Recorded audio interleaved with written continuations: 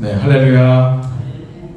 네, 오늘도 주님의 은혜를 사모하는 우리 모든 성도님들에게 하나님의 놀라운 축복이 함께 하시리라 믿습니다. 네, 오늘 제가 설교하기 전에 앞서서 한번 한 가지 질문을 하나 하도록 하겠습니다. 질문해 보겠습니다. 여러분들은 예수님께서 오늘 나에게 어떻게 위로자가 되어주신다라고 생각하십니까? 지금 내가 살아가는 이 삶에서 예수님이 나에게 어떻게 위로하고 계시나 한번 우리 생각해 보아야 될 것 같습니다.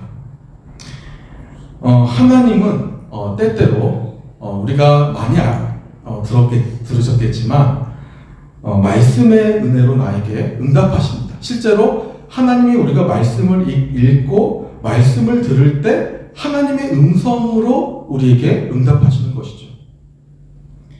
그리고 또 어떻습니까? 때로는 일반적인 사건들, 우리가 삶을 살아가면서 일반적으로 겪고 살아가는 어떤 여러 가지 일들을 통해서 하나님이 응답하시기도 합니다.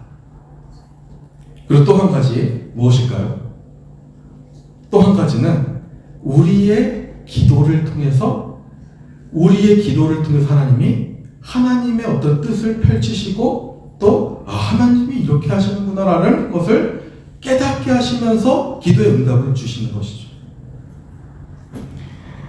하나님은 실제로 말씀과 그리고 우리의 일상에서의 어떤 사건과 이 기도라는 이 방편을 통해서 우리에게 은혜 주시고 응답하신다라는 것입니다. 그래서 그 은혜에 대한, 그 응답에 대한 결과가 어떻습니까, 여러분들? 여러분 다 아시죠? 우리가 느끼죠? 우리가 경험하는 것.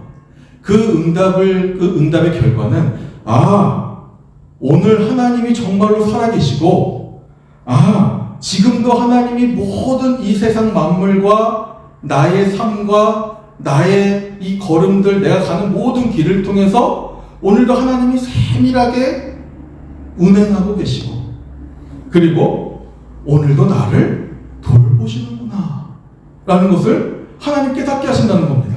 그게 응답이고 은혜라는 겁니다. 말씀과 여러 가지 우리 삶의 사건들과 기도를 통해서 실제로 응답하신다는 겁니다. 최근에 제가 저희 교회분은 아니고요, 처음 만나게 된 한 분을 통해서 그분의 이야기를 이렇게 들었던 시간이 있었습니다. 근데 그분이 참 인생이 정말 어린 나이에도 불구하고 너무나도 많은 어려움을 겪으며 살았구나라는 생각을 했습니다.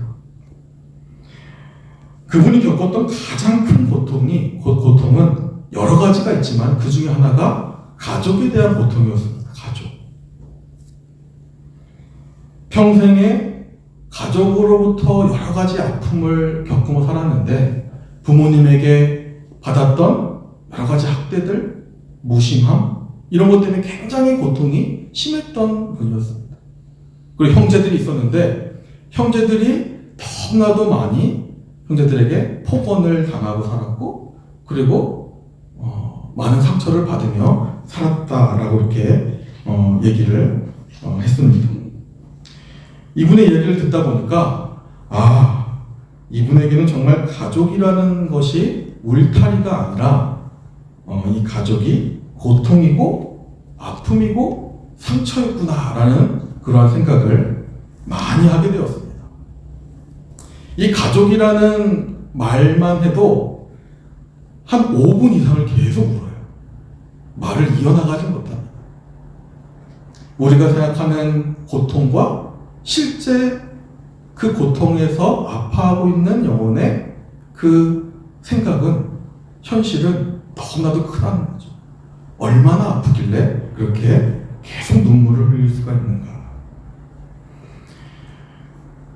근데 이분의 얘기가 자기가 어려서부터 이 가족이라는 이 울타리 안에서 안정감을 느끼지 못하고 불안함을 느끼다 보니까 늘 마음이 불안하다는 거예요.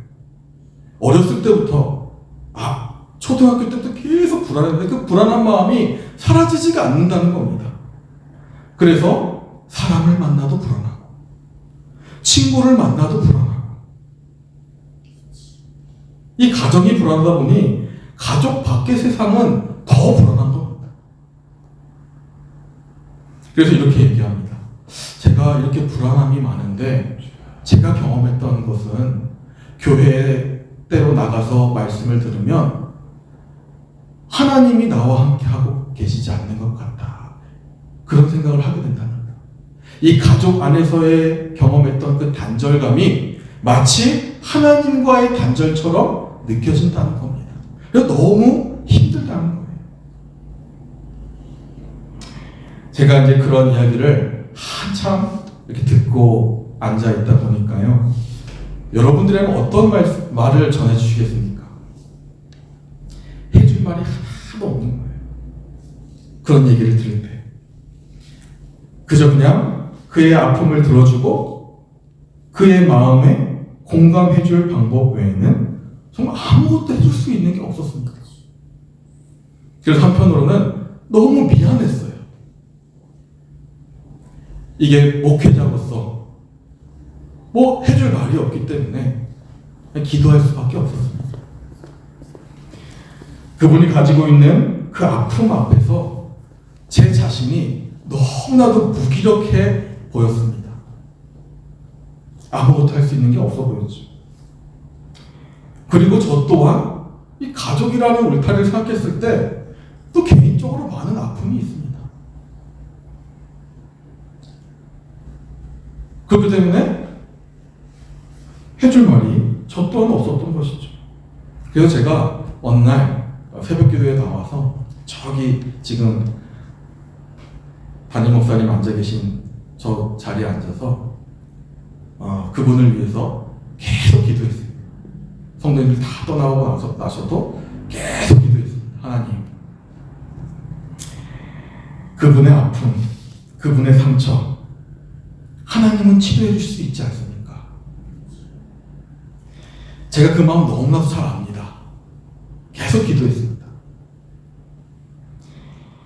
그분의 아픔을 하나님 치유해 주시옵소서. 그리고 제 안에 있는 아픔도 하나님 치료해 주시옵소서. 그래야 제가 목회자로서 능력의 하나님, 진짜 오늘도 살아계신 하나님, 우리의 기도를 듣고 계신 하나님을 전할 수 있지 않습니까? 그렇게 기도했습니다. 근데 놀라운 일이 일어나죠. 제가 아픔을 생각하면서 그분의 아픔을 깊이 생각하면서 최선을 다해서 기도하니까 하나님이 먼저 저의 아픔을 치료하시더라고요. 제가 가지고 있는 여러 가지 상처들, 아픔들도 하나하나 기억나게 하시면서 하나님이 회복시키시더라고요. 그리고 그분의 아픔도 조금씩 치료해 주신다라는 것을 경험하게 하셨습니다. 좀 많이 만났거든요. 하나님이 계속해서 이 기도하는 자들의 음성을 들으시고 고통받는 자들의 마음을 탄식을 들으시고 그 음성을 듣고 하나하나 한 영혼 찾아가서 그 마음을 만져주시는 것이 느껴지더라고요. 여러분, 예수님이 직접 말씀하신 비유가 있죠. 선한 사마리아인의 비유. 다들 잘 아시죠? 이 강도 만난 사람의 진정한 이웃이 누구냐? 예수님이 묻습니다. 제가 한번 말씀을 한번 쭉 읽어보겠습니다. 예수께서 대답하여 이르시되 어떤 사람이 예루살렘에서 여리고로 내려가다가 강도를 만나매 강도들이 그 옷을 벗기고 때려 거의 죽은 것을 버리고 갔더라. 마침 한 제사장이 그 길로 내려가다가 그를 보고 피하여 지나가고 또 이와 같이 한 레위인도 그곳에 이르러 그를 보고 피하여 지나가되 어떤 사마리아 사람은 여행하는 중 거기 이르러 그를 보고 불쌍히 여겨 가까이 가서 기름과 포도주를 그 상처에 붓고 싸매고 자기 짐승에 태워 주막으로 데리고 가서 돌보아 주니라. 그 이튿날 그가 주막 주인에게 데나리온 2를 내어주며 이르되 이 사람을 돌보아 주라.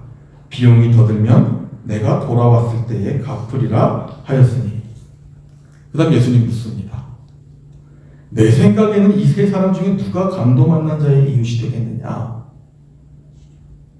이르되 자비를 베푼 자이니이다. 예수께서 이르시되 가서 너도 이와 같이 하라. 이렇게 말씀하십니다. 우리가요, 우리 주변을 보면요, 이 비유에서 말씀하셨던 강도 만난 사람들 굉장히 많습니다. 버림받고 상처받고 깊은 고통 속에 방치된 사람들이 너무나도 많습니다. 억눌리고 억압받고 상처와 분노에 사로잡혀 있는 사람들, 또는 영적으로 눈이 먼 사람들 많이 있죠. 많은 사람들이 자신을 돌봐줄 사람이 없다고 느끼고 세상에서 혼자라고 생각하며 살아가는 사람들이 우리 주변에 많이 있다는 것이죠. 예수님 그 말씀 하신 겁니다. 가서 너희도 이와 같이 하라. 그런데 사람들의 이 아픔 속에서 이 믿음이라는 것을 붙들고 함께 믿음 안에서 기도하면서 나아가 보니까요, 하나님이 정말로 우리의 기도를 통해서, 하나님 말씀을 통해서, 어떤 사건을 통해서 그들의 아픔을 만져주시고 해결해 주시고 회복시켜 주신다는 것을 우리는 깨닫게 된다는 것이죠. 하나님은 오늘도 하나님의 이 마음을 품은 사람들, 기도하는 사람들을 통해서 하나님이 정하신 때에 어려움 속에서, 아픔 속에서 서로가 만나게 하시고 하나님이 어떠한 분이신가, 하나님이 어떻게 역사하시는가를 경험하게 하신다는 것이죠. 이것이 너무나도 놀라운 하나님의 손길이자 섭리입니다. 섭리, 은혜. 하나님이 우리에게 이것을 오늘도 경험하며 살아라, 내일도 경험하며 살아라, 앞으로 계속 너희 주변 같이 만나게 하신 사람들, 그 안에서 이것을 경험하며 살아라.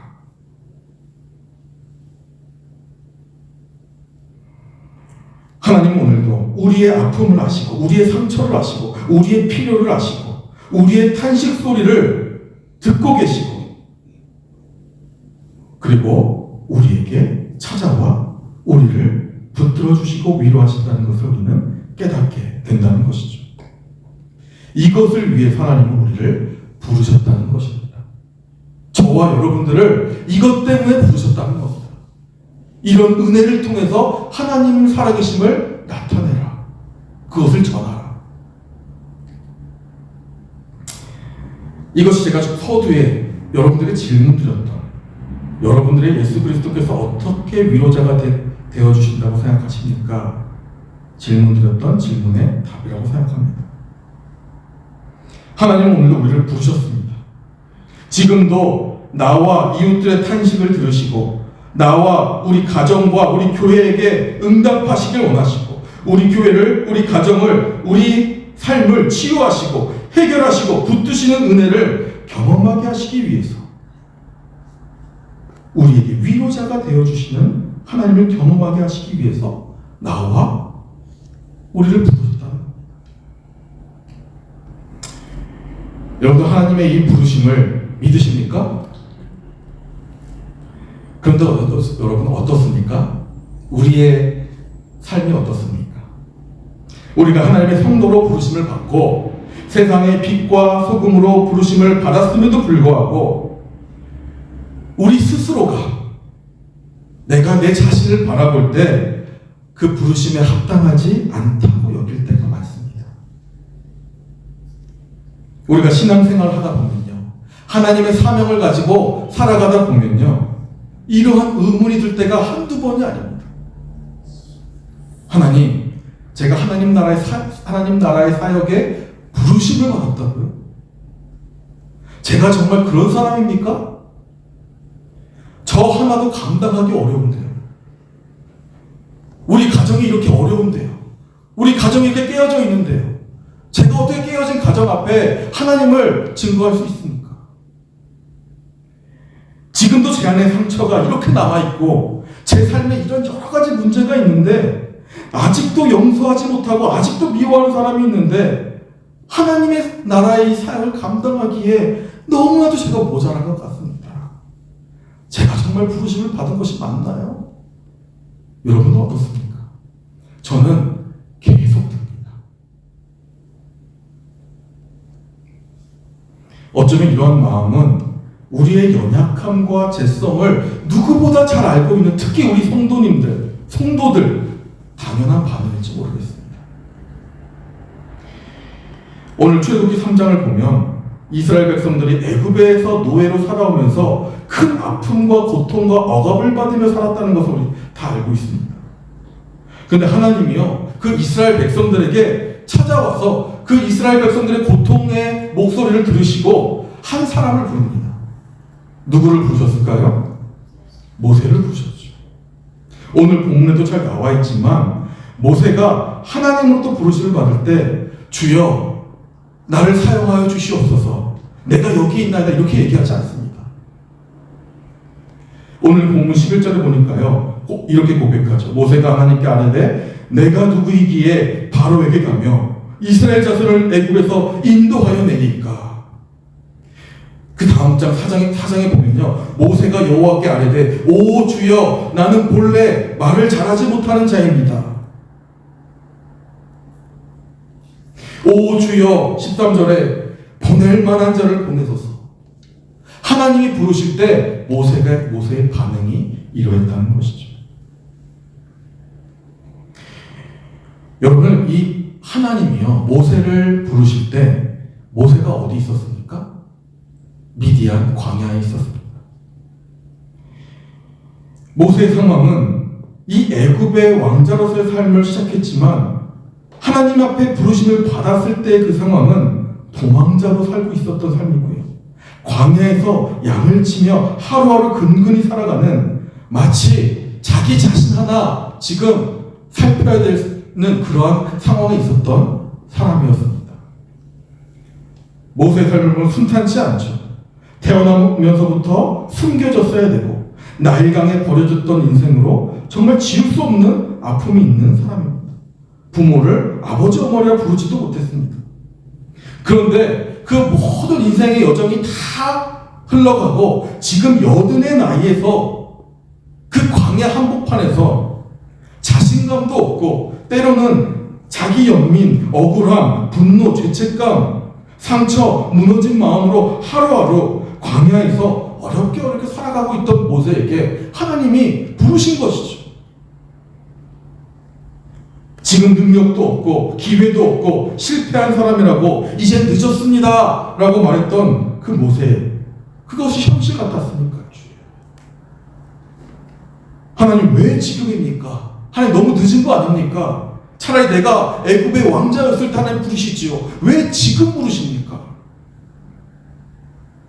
저는 지금 모든 걸 잃어버리고 그저 아무것도 없는 이 광야에서 양을 치는 목동일 뿐입니다. 그런 마음 들지 않았겠습니까? 이것이 모세의 대답인 것이죠. 오늘 본문에서의 모세의 모습입니다. 자기 자신의 연약함을 보면서 하나님이 부르셨던 하나님의 사명을 거절하고 있는 모습인 것이죠.